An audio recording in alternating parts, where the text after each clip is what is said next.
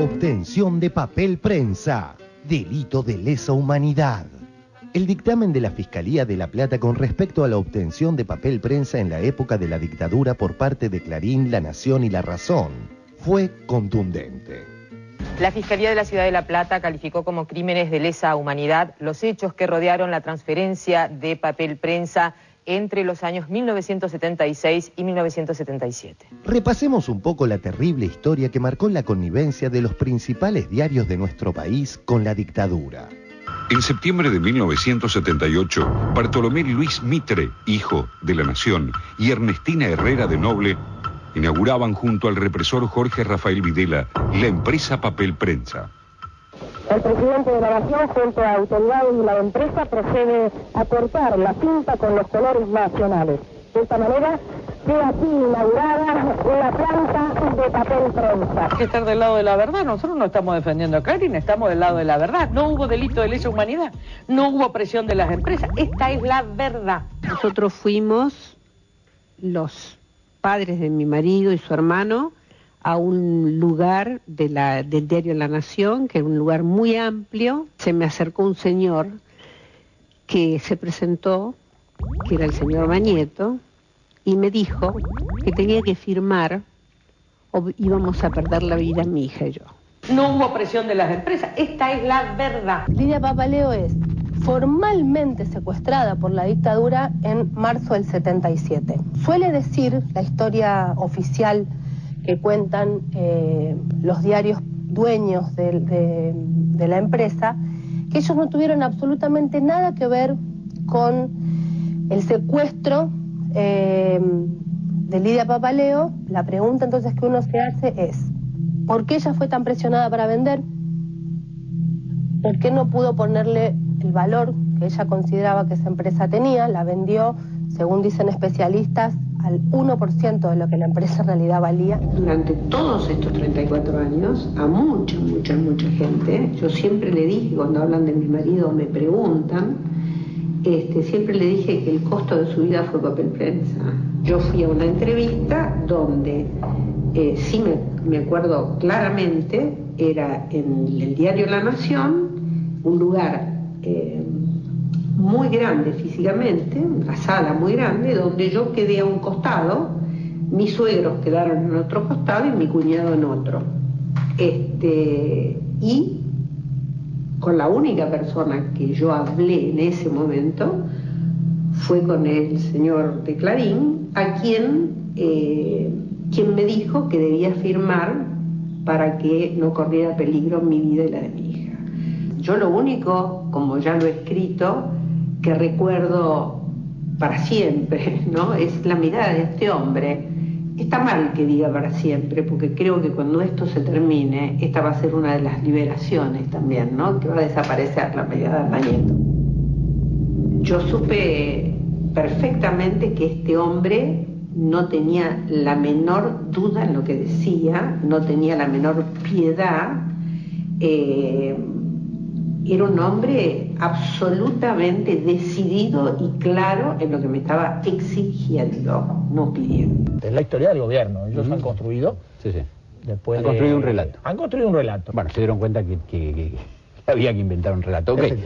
Bueno, se dieron cuenta que había que inventar un relato. Okay. Historia es una historia inventada para quedarse el gobierno con papel prensa. El primer argumento que ofrecen quienes dicen que todo fue legal, legítimo, en el traspaso de Graiver a Clarín, La Nación y La Razón, mencionan las fechas. La compraventa se llevó a cabo el 2 de noviembre de 1976. Fue una operación absolutamente legal y pública. Los integrantes del grupo Graiver, vendedores de la empresa, fueron ilegalmente detenidos 5 meses después de la venta de papel prensa y por imputaciones ajenas a este tema. La estrategia de quienes pretenden instalar la idea de que a varios miembros de la familia Graiver en los años 70 se los torturó para forzarlos a vender esa misma empresa. Este es un argumento falso, tanto que la compañía fue vendida 5 meses antes de que la dictadura los encarcelara. La cronología de esos hechos es precisamente el peor adversario de cualquier denuncia que se haga ahora. Clarín, La Nación y La Razón mencionan las fechas. Esto lo cuenta la gente de Papel Prensa porque dicen, de ninguna manera fue bajo tortura que se hizo este negocio, si fue en noviembre, y resulta que es en marzo y abril recién que van presos. Los militares tenían ganas, naturalmente, de llevarlos presos, eran dueños de algo tan apetecible que apetecían por otra parte desde antes, y cuando se dieron cuenta que de meterlos presos no podían quedarse con lo que tenían los sucesores de los Graiber, decidieron presionar para que esto sucediese de tal manera. El tema de las fechas para mí actúa entonces de esa manera. Sí había presiones, no podían meterlos presos porque cualquier hombre de derecho sabía que si los metían presos, ese negocio un día no iba a valer. Parece que no vale ahora. Imagínense ustedes lo que hubiera sido con esa gente presa haber hecho el traspaso. No lo podían hacer. Tenían que hacer el traspaso y después meterlos presos. Hay una fecha clave, que es la del 4 de marzo. Es la última vez que firma Lidia Papaleo algo en el traspaso. Pocos días después va presa. Los Papaleo, que cuentan una historia en la cual hay una hilación de los hechos que no ofrece baches. Me parece que hay que volver, sin desconocer este tema, al eje principal, y que es evidentemente Lidia Papaleo. Y en realidad uno siempre se pregunta cosas y dice, bueno, ¿y esta mujer estará exagerando en función de obtener un rédito? Y yo les digo una cosa. Yo repasé lo que uno mismo ha vivido y lo que han vivido tantísimos otros cuando llega la hora de declarar en un juicio, y nadie miente. Y no hay ningún juez federal en la Argentina, piense lo que piense, que crea que un sobreviviente de un campo de concentración que fue humillado, como fue humillada esta mujer, va a ir a mentirle a la sociedad. A mí me hizo una pregunta, una persona me dijo, ¿usted se sentía que era una mujer libre? Entonces yo dije, desde la muerte de mi marido yo supe que no era más libre. Es decir, había perdido mi libertad, o sea, mi libre albedrío, ¿no?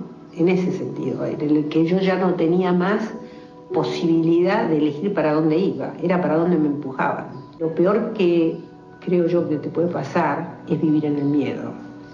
Es decir, yo he tenido serios problemas físicos porque mimeticé todos esos miedos en mi cuerpo. Y realmente es terriblemente destructor y apabullante vivir en el miedo. Es el miedo al miedo. Es decir, yo no podía salir del miedo al miedo. Entonces no podía tener libertad. ¿Qué libertad podía tener una persona que tenía miedo? Miedo de que le sacaran a su hija, miedo de que mataran a su hermano. Es decir, yo no fui libre desde que murió David.